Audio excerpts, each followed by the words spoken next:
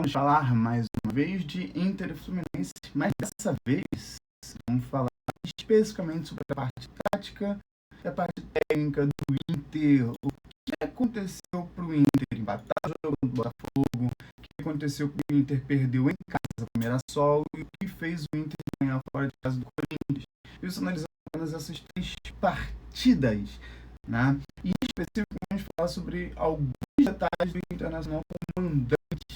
Mas antes eu vou convidar você a seguir, deixa o seu like e compartilhar esse vídeo com outros tricolores, porque eu tenho certeza que eles vão querer. Então vamos lá, falando aqui simplesmente das estatísticas do Inter mandante. Cara, foram 5 gols que o Inter mandante fez. Desses 5 gols, 2 foram de bola rolando, ou seja, bola trabalhada, toca, chutou o gol, né? 2 de bola parada e 1 de pênalti, nenhum gol de contra-ataque. O gol de contra-ataque que eles fizeram, por exemplo, contra o Corinthians, foi fora de casa. Eles ganharam 1-0 do Corinthians, foi fora de casa. Um golaço, inclusive. Ou seja, o gol de contra-ataque que vocês vão ver não foi em casa, por isso que não está contabilizado aqui. E aí, se a gente analisa, por exemplo, os gols que eles tomaram, foram 6 de bola rolando, 1 de bola parada e 1 de contra-ataque. Ou seja, aparentemente, o sistema defensivo como do Internacional não está funcionando, não deveria. Porque se permitiram aí tomar 8 gols e fazer 5 em casa, com mandante, tomar 8 gols desses 8, não foram, por exemplo, bola parada, não foram, por exemplo, de pênalti, foram de bola rolando. Vocês deixaram a bola aí sendo trabalhada e saiu o gol. Vocês vão ver ali que um dos gols de contra-ataque foi no jogo contra o Mirassol e o outro foi de bola rolando, bola trabalhada mesmo. Vocês vão ver como falha, né, nesse quesito. Então vamos lá para o vídeo. Antes da gente chegar na parte da análise dos gols, vamos analisar aqui o seguinte, na Mirassol e Inter. Vocês vão perceber aqui, ó, um de contra-ataque gol, né, do Mirassol, e o outro, ó, bola rolando, de bola parada, foi o gol do Inter, mas não foi gol de bola parada do Mirassol, porque aqui, né, foram 4 chutes de bola trabalhando, vai tocando. Um dessas bolas aí chegou de cara pro goleiro ali na pequena área, o goleiro defendeu, mas um dessas bolas foi gol. Né, um percentual ali de conversão muito alto já. Foram 25 finalizações do Inter para apenas 4% de conversão, um gol. 25 finalizações, um gol do lado do Mirassol, 10 finalizações dos gols. Já contou, e analisando uma outra coisa aqui, que é o hitmap, né? Você vai perceber que pela quantidade de passes do Inter e do Mirassol, você vai perceber que foi basicamente ataque contra defesa e Mirassol sendo contra-ataque. Você vai perceber aqui, ó, 842 passes do Inter, 455 passes do Mirassol. E olha só aqui esse mapa vermelho do Internacional. Ou seja, aonde está vermelho, onde mais se concentrou a bola na posse do Internacional, que foi o quê? Inter de área ofensiva do lado esquerdo e do lado direito. Muitas vezes o Inter ia do lado esquerdo e se aproximava do meio do campo, mas não teve tanta profundidade quanto deveria, né, pelo lado direito comparado pelo lado esquerdo. E curiosamente a bola saiu num gol de bola parada, né? Já o Mirassol se concentrou muito na sua parte defensiva, a bola ficou muito com o goleiro e são muito no contra-ataque, os contra-ataques saíram mais pelo lado esquerdo, né? Tanto que os 2 gols foram pelo lado esquerdo, um deles de um contra-ataque muito rápido, já chegou, já estava na cara do gol, e um golaço inclusive. Então vamos analisar esse jogo Inter e Mirassol. Eu vou colocar aqui a velocidade bem baixa, que é para não dar, para que eu não tenha bloco nesse vídeo. Então vamos lá e vou pausando também. Então, ó, bola pela esquerda, como eu mencionei. Deixa eu colocar aqui. Bola pela esquerda, como eu mencionei. A bola vai sendo trabalhada. Você tem aqui, ó, os jogadores do Inter muito próximos entre si. Esse jogador aqui, ele vai marcar o ponto futuro do jogador do Mirassol, enquanto esse jogador aqui, ele vai para a bola. Ele, né, quando ele percebe a marcação, ele toca e essa bola vai mais em profundidade. Ou seja, esse jogador aqui, ele esperou a decisão do jogador do Mirassol, e quando esse jogador do Mirassol ele recebe essa bola, ele já recebe numa posição, e esse jogador dá espaço para ele pensar. Você não pode permitir que um jogador fique com a bola de frente para você. Se você quiser marcar ele e não deixar que ele faça alguma coisa, marque ele enquanto ele estiver de costas, porque depois que ele estiver de frente, né, fica complicado. E foi justamente isso que o jogador do Internacional fez. Deixou ele dominar e ficar de frente, ó. Dominou e ele foi devagar aqui, ó, na bola. Ele poderia ter ido mais rápido, talvez pelo medo de receber um drible, acabou não indo mais rápido, mas isso foi o tempo suficiente dele conseguir cruzar, e ele cruzou lá do outro lado. Esse maluco aqui não deu altura, a bola foi fazendo uma curva para trás, ele tentou adivinhar a posição onde a bola estava indo, e aí no contrapé do goleiro, eu acho muito bonito esse tipo de gol, quando a bola vai no contrapé do goleiro. Eu pessoalmente acho muito bonito, né? O segundo gol, que foi de contra-ataque, que foi também no segundo tempo, bola aqui, ó, no meio, bola roubada, toque aqui, ó, os dois jogadores aqui do Inter ficaram ocupados com o jogador da posse de bola, esqueceram de pelo menos um deles marcar o outro jogador. E aí o outro jogador que está muito longe, cara, o outro cara, ele nem pensou, ele já girou tocando, ó. Ele talvez tentou deixar ele, não, tá em posição de impedimento, nem, ó, ele veio devagar, ó, pedindo um impedimento. Cara, jogador não pode esperar pelo bandeira do impedimento. Cara, se tiver impedimento mesmo, deixa pro VAR. Só corre, mano, só corre. E ele ainda continuou aqui, olha, pedindo. Cara, isso foi muito erro desse maluco aqui. Porque talvez ele não conseguisse, mas ele não sabe também se ele não vai conseguir. E aí esse outro aqui que foi marcando, olha só, decisão, o goleiro foi fechar os dois cantos, tô por cima, golaço, golaço, golaço.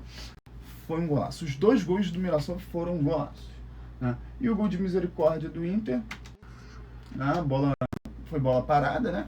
E aí o chute do jogador aqui, bola, né, foi bloqueada por um próprio jogador do Inter, mas se essa bola vai, poderia pegar, foi um chute fraco. Aí a bola sobrou para o Alan Patrick, que levou sem impedimento nenhum, ele chutou em cima do goleiro.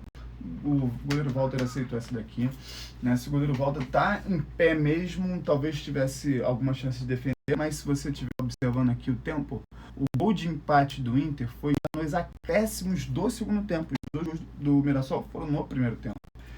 Ou seja, o segundo tempo foi basicamente ataque contra a defesa, né? E aí isso basicamente fez com que o Mirassol tivesse o hitmap dele completamente lá atrás, né? Agora vamos analisar aqui Corinthians e Internacional. Vamos lá, o gol do Inter foi de contra-ataque, mas vamos lá.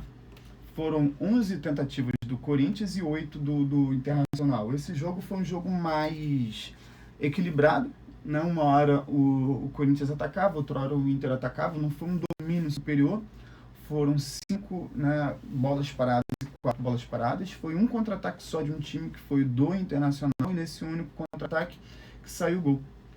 Foram 6 bolas trabalhadas por um lado e 3 do outro. E se a gente analisa o hitmap deles, você vai perceber que também não é nada muito discrepante, não, né?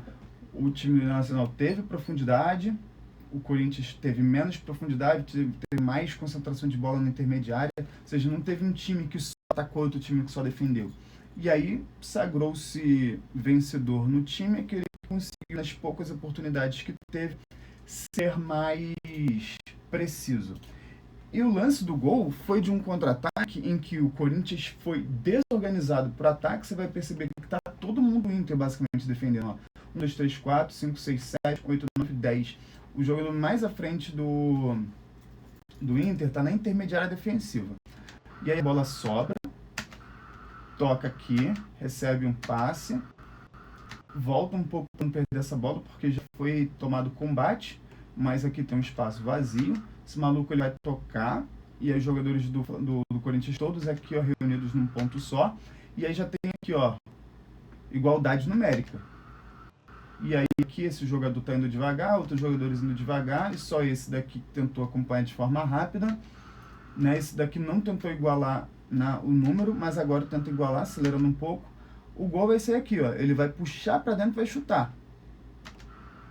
Se esse maluco aqui tivesse corrido mais rápido para igualar um número, talvez esse chute não tivesse acontecido.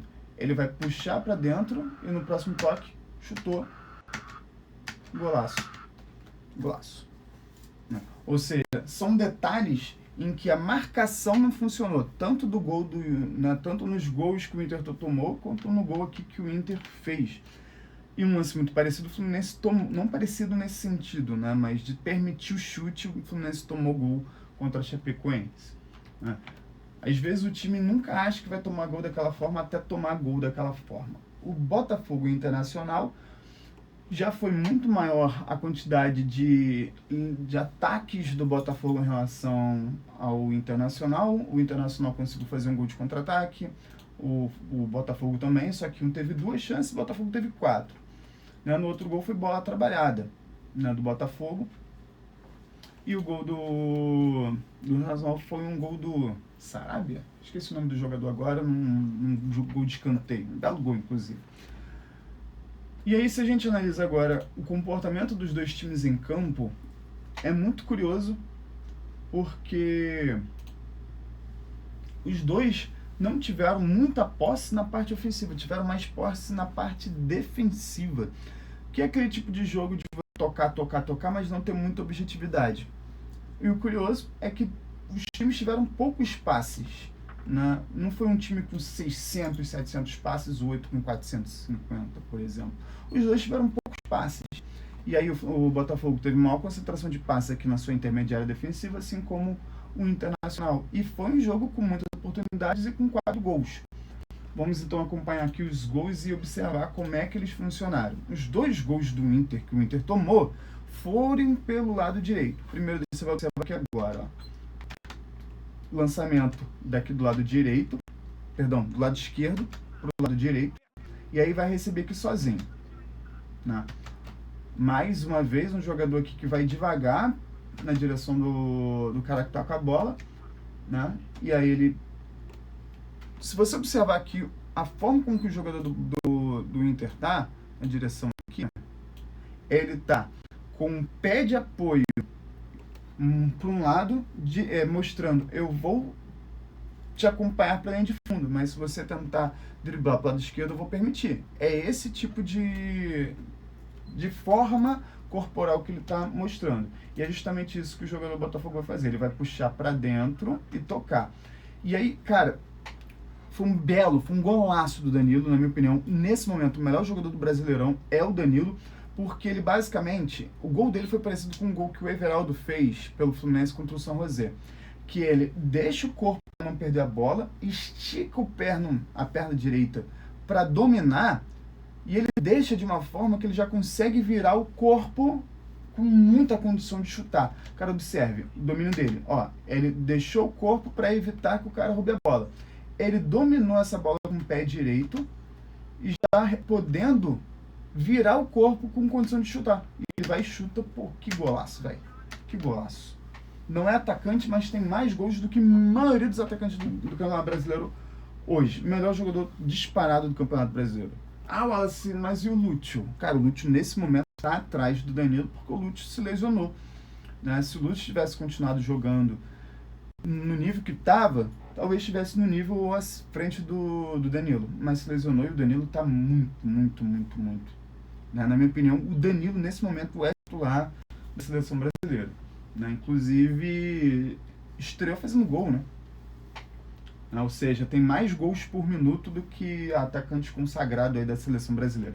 Continuando, logo em seguida já sai o gol de empate do Inter. Lançamento, 5 minutos depois, lançamento para o meio, basicamente contra-ataque. Todo mundo do Botafogo estava no ataque, fez uma linha de pressão ali, subiu os jogadores, aí o jogador do Alexander Barbosa, é esse mesmo não? Alex Barbosa, não lembro agora. não conseguiu acompanhar o jogador do Botafogo, ele foi meio pesado ali na dividida, e aí o jogador do Inter, ele consegue chutar e chuta cruzado mesmo.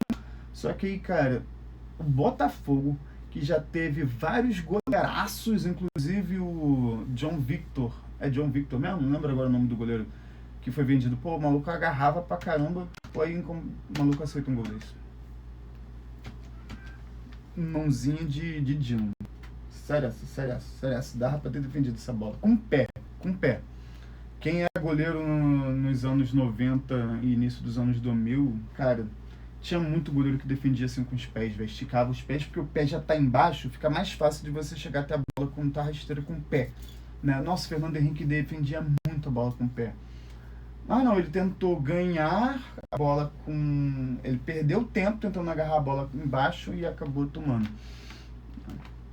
Eu achei que foi erro do goleiro ali. Então vamos pro próximo agora. Vamos lá. Aqui um lance de contra-ataque.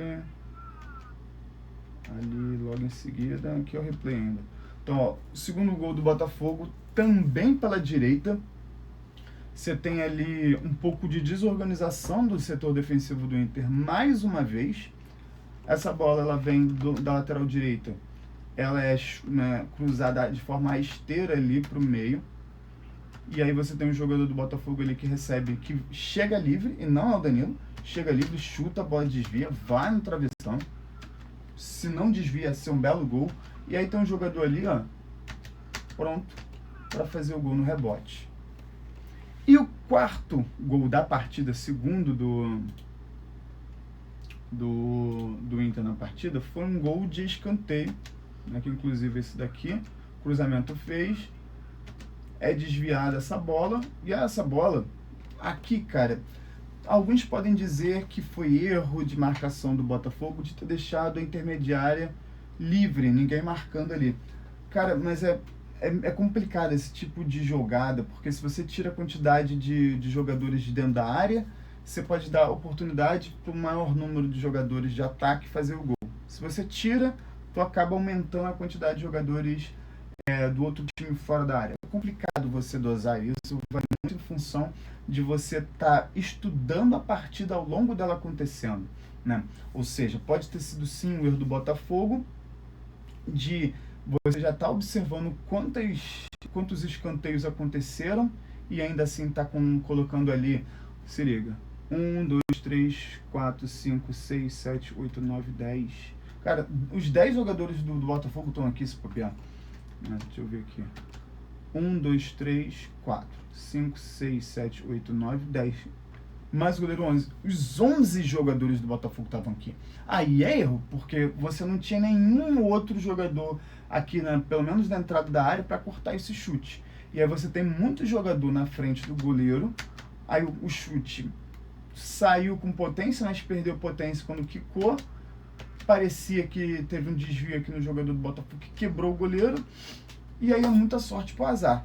Tu coloca muito jogador na frente do goleiro, você ainda desvia uma bola que estava fácil pro goleiro pegar, porque o chute perdeu força quando quicou no chão, né? Então, jogo disputado que ganhou, jogo disputado que empatou e jogo que foi muito massacrável, né? Se tivesse metido 2-3-0 no Mirassol e tivesse ganho, não seria exagerado falar, caraca, merecia ter feito até mais.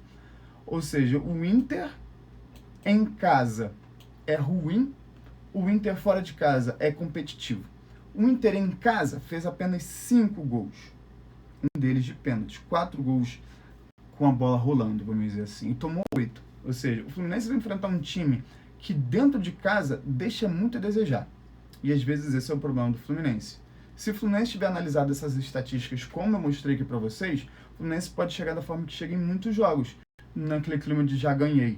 Mas, primeiro, o Inter está perto da zona de rebaixamento, isso é uma pressão absurda. Jogando em casa, se tomar um gol já vai ter vaia, e o Fluminense é um time que quando enfrenta times que estão lá, igual. O Chapecoense era o último. O Chapecoense não tinha feito gol fora de casa. O primeiro gol não tinha feito, não. Tinha feito apenas um único gol fora de casa. O segundo gol que eles fizeram foi contra o Fluminense. O Santos não estava jogando bem, estava perdendo tudo na zona de rebaixamento. Faz 1-0, o Fluminense empata. Faz 2-1, o Fluminense empata. E no final do jogo, o Fluminense conseguiu virar. E agora a gente vai enfrentar o Internacional. E em breve a gente vai enfrentar o Mirassol também. Ou seja, são times que estão ali perigando na zona de rebaixamento. O Fluminense precisa ficar de olho para não perder ponto. Porque, em tese, se o Fluminense está lá no G3, é porque é superior. Então, se é superior, né, mas cada jogo é um jogo, mas no geral aí as métricas, né, inclusive se você quiser analisar as outras métricas, eu vou deixar um card em algum lugar aqui do vídeo. Então, esse tricolor, deixa o like, viu? Até a próxima. Tchau, tchau.